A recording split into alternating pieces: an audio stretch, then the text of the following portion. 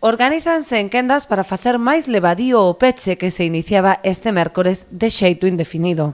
Había en todo momento 13, 14 personas, unhas iban, outras viñan, porque xa entre eles, bueno, pois xa van vindo voluntariamente. Empezamos pois apuntándoas porque eles querían, pero ao final dixemos vinde vos como poidades e como eso. Están contribuindo moi ben porque é un ben para todos. Entonces, eu estou moi extrañada da colaboración da xente que estou moi contenta porque non pensei que chegaríamos a ter tanta colaboración da xente.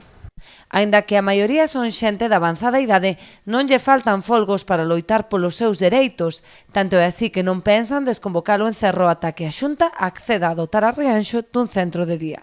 Estamos reivindicando aquí para ter un centro de día que o necesitamos, como os outros centros, e non hai maneira. E depois tamén temos uns políticos moi baratos, que cando veñen polas portas veñen pedir o voto, pero cando necesitamos eso non hai unha que estea aquí con nós. É normal, pois se non vamos a Santiago á Xunta e metémonos ali dentro, que nos atendan. Seguir a donde sexa. Isto é necesario, ademais, como acabamos de dicir, en todos os pueblos, aí cerca, en Dódor, que é cerquiña, hai a pasos que podemos ir a andar, que hoxe non hai, aquí en Rianxo que hai sitios, pero sitios para iso necesario.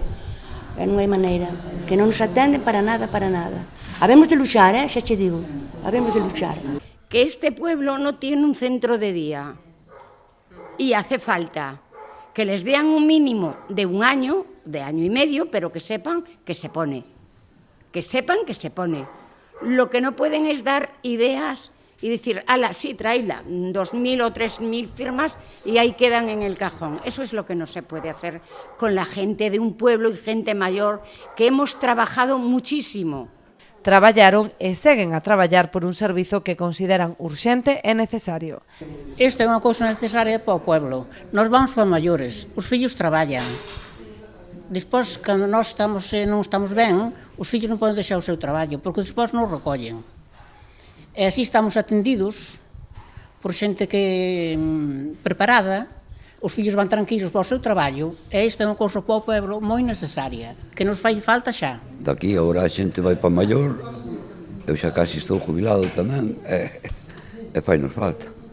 Así que hai que mirar polo pueblo, que aquí non temos nada. Non temos por ahora non tivemos ningún centro para os maiores, para xogarnos, aquí non tivemos nada. Aquí teñenos abandonados de todo. Así que se acorden tamén de Rianxo. Cos datos na man, trátase dunha reivindicación máis que xusta, posto que en Rianxo hai máis de 2.000 persoas en situación de dependencia. Hay aproximadamente 2.300 rianxeros en situación de dependencia. Están solos, están con sus hijos que tienen que trabajar, sus nietos que tienen que ir al colegio. No puede ser, es indiscutible que no puede ser. Y seguimos. Se han juntado firmas, no nos han hecho caso.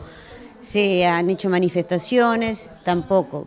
Parece que no se dan cuenta y yo creo que es que no se quieren dar cuenta. A espera de obter resposta por parte da Administración, seguirán ocupando a Casa do Concello en sinal dunha loita que, a pesar dos anos e das trabas, están dispostos a gañar.